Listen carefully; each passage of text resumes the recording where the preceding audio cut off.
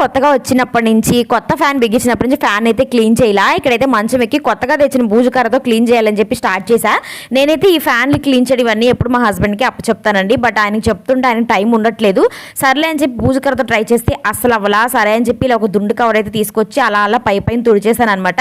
నాకు ఇలా fans electrical వస్తువులు తొడవాలంటే కొంచెం భయం. అంటే ఈ ఫ్యాన్ ఇలా తుడిచినప్పుడు దుమ్ము అంతా కంట్లోకి ముక్కుకు వెళ్ళిపోతుంది కదా, దానివల్ల నాకు డస్ట్ అలర్జీ వచ్చేస్తుందండి. నెక్స్ట్ డేకి ఫుల్గా నాకు జలుబులాగా అయిపోతుంది.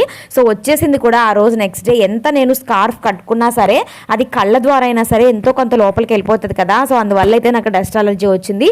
ఇక తప్పక అందులోనూ వైట్ ఫ్యాన్ కదండి, చాలా గలీజ్గా కనిపిస్తుంది. సో అందువల్ల ఇక్కడ తుడిచేసుకుంటూ ఉంటున్నాను అనమాట.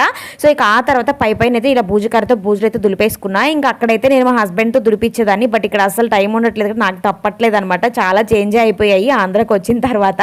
సో ఇక శ్రావణ మాసం వచ్చింది కదా, ఇంకా వచ్చేటప్పటికి మొత్తం డీప్ క్లీన్ చేయాలి.